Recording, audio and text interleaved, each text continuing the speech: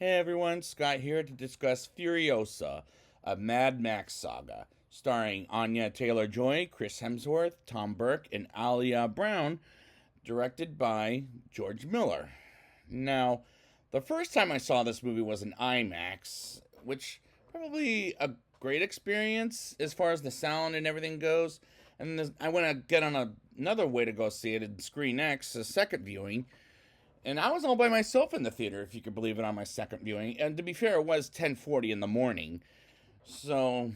nobody's gonna get up that early for a movie in the morning, I'll say. But let's see how this movie will go. And see if it expects anything as good as Fury Road or better. Let's find out.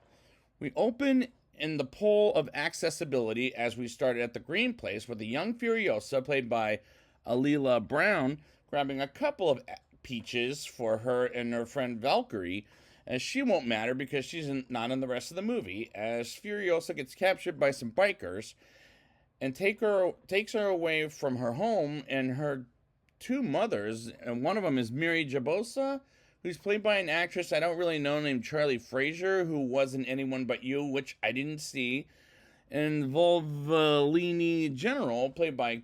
Chris Hemsworth's wife Elsa Pataki, who also has another role in with the bad guy of this movie, whom I'll get to later in the show. As Furiosa gets some cards off of the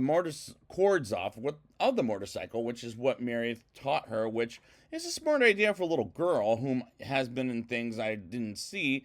But I like her as a young Furiosa, and the cinematography is again impressive from start to finish, like it was in Mad Max Fury Road. Mary follows the kidnappers for days as one of the motorcycles runs out of gas, and they ask Furiosa who's coming for them. As she runs off and they get her back on the motorcycle, while Mary continues to follow them to where they take her to, which is to the bad guy of Dr. Dementis, played by Thor himself, Chris Hemsworth. And he plays a very good villain in this movie compared to a hero in the MCU, and I really like how slimy he is as a villain. Dementis takes her in as one of his own, as Mary takes back Furiosa while she's nursed by a woman as they try to get Mary back, but they ride off and she briefly burns in the jacket as Dementis goes after them as they keep running away from Dementis, and Mary gets off and tells Furiosa to ride on without her, and she takes off at first, but she's stupid enough to go back for her mother as she arrives after Mary was captured and crucified and killed by Dementis right in front of her eyes. Number two, and that was a horrific scene, I'll say at best, when she hangs and crucifies and whatever. Number two, Lessons of the Wasteland comes, and this is told like a Quentin Tarantino film, but the only difference is this is told chronologically, as Dementis puts her in a cage with History Man, and he gives her a teddy bear that belonged to his kids, which I don't know if I believe that, because he looks like the kind of person that doesn't have kids. I know the actor doesn't in real life, but I'm talking about the character. When they were alive, and this movie is shot amazingly, and this is a great George Miller vision, but I feel like we spend a little too long with the young Furiosa, as this movie is a little too long, as some of the young Furiosa scenes could be cut out, which could be my only critique. But don't get me wrong, this movie is action-packed from start to finish, with maybe a little bit of down honor of a dialogue thing, which George Miller has said dialogue slows everything down, and maybe you could cut some of those scenes out if I were to guess myself, George. Dementis also has a bad guy who is also played by his wife, but she's called Mr. Norton, and his gang spot a war boy telling them about a city called the Citadel, ran by Immortan Joe, this time played by Lachey Holme, whom I reviewed before in The Matrix Revolutions. And as they arrive, Dementis asks for Immortan Joe to be overthrown by his own people, and as they refuse, a war boy blows himself up and is maybe resurrected, I don't know, as they throw their spears at Dementis, as well as his gang, and the people try to take Furiosa away from Dementis, as he got her, and they ride off right away from the Citadel, and they go to Gascon the Gastown, to take over it as it belongs to Immortan Joe, and they make a man become a war boy as they take over Gastown, and all of this is working quite tremendously. Immortan Joe is visited by Gastown's new leader, which is Dementis, as he accidentally kills its predecessor, as well as it hurts his own nipples. Ugh, I can't believe I have to say that, but thankfully this is an R-rated movie. But still, not one of my favorite words in general, as Dementis introduces Immortan Joe to Furiosa, and she joins Immortan Joe instead of Dementis by saying he's not her father, and he slaughtered her mother, and Joe takes her in as well as Dementis' assistant, and Dementis takes away the teddy bear, and this scene's acting is beyond impressive. Furiosa goes in a tunnel where he meets Immortan Joe's merry wives of wisdom, as one of them gives birth to a baby girl, and we never know what's going to happen to the baby, which seems kind of dark, but I like that to be remained a mystery, or we'll probably never meet her we'll probably meet her in Mad Max Fury Road, as she's never named, and one of Dementis' men kidnaps Furiosa after she cuts her hair, as she escapes, and because she used a wig just to get away, which was pretty clever, and hides from the man, and he can't find her, and because he's being questioned by Immortan Joe's man. As we move on to years later, and Furiosa saves a truck as a teenager, and I like how magnificently this movie is shot, as this is great filmmaking and a great vision by George Miller as well. We begin with number 3, The Stowaway, as an adult Furiosa, played this time by Anya Taylor-Joy, who has 30 lines in this whole movie, and I really like her take on Furiosa as much as Charlize Theron, who's been a mute after all these years. And I'm talking about this Furiosa, and I never knew at one point she had a partner, as she gets introduced to how do you say the name? Praetorian Jack, played by Tom Burke, whom I reviewed in David Fincher's Mink,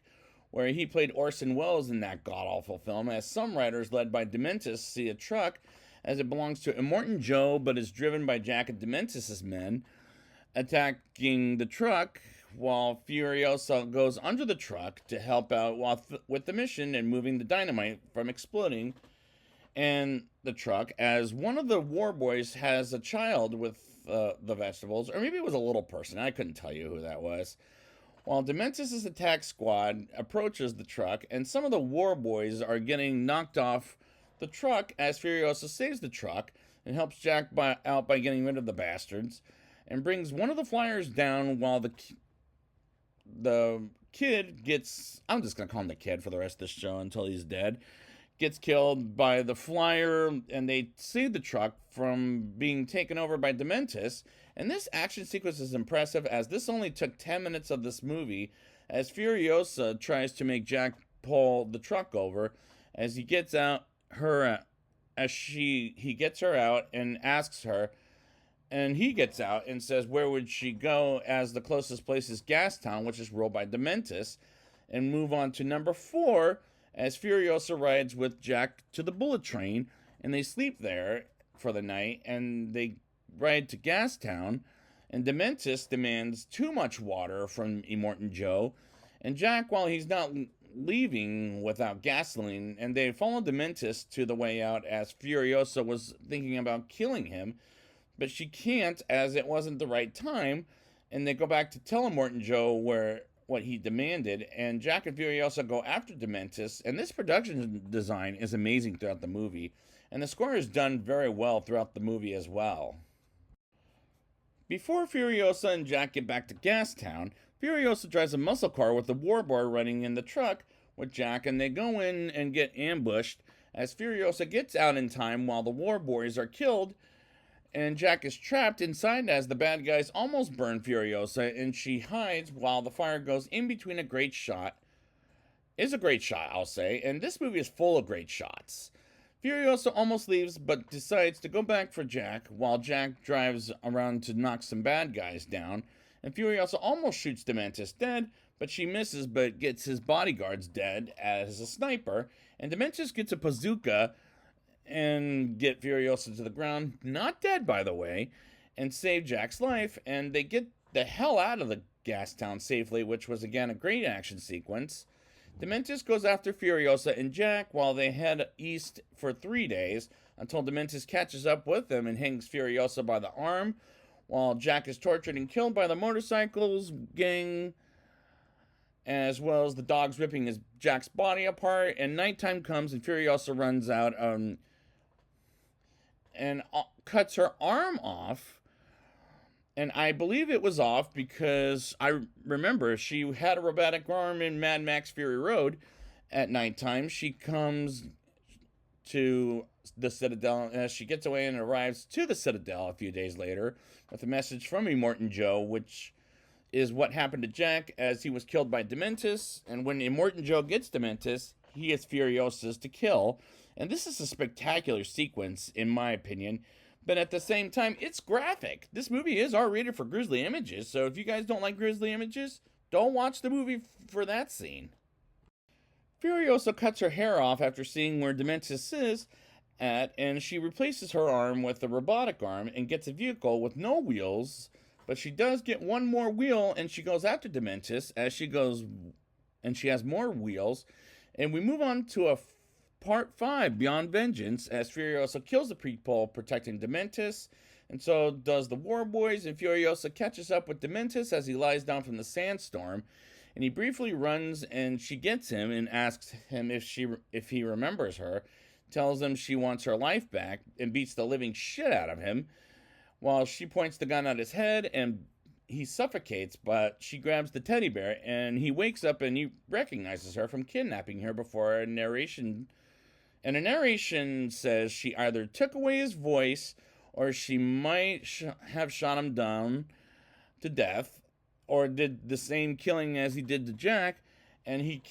and her mother, and goes back to the Citadel as she takes the 5 married wives to wisdom, and we get their escape. And the movie ends where Mad Max Fury Road begins, and credits roll to some clips from Mad Max Fury Road to recap the audience members who haven't seen it in a while. And this climax was nicely done with the bow tie. And this movie works great. And we'll see how great of it is in a minute in a rating. But there is an after credits scene that might take place with the prequel of Nux, the Nicholas Hoult character from the Mad Max Fury Road. But I don't know if that's true because it was his car with the, what do you call it? The thing in his car bumping around. But let's get to the rating, shall we?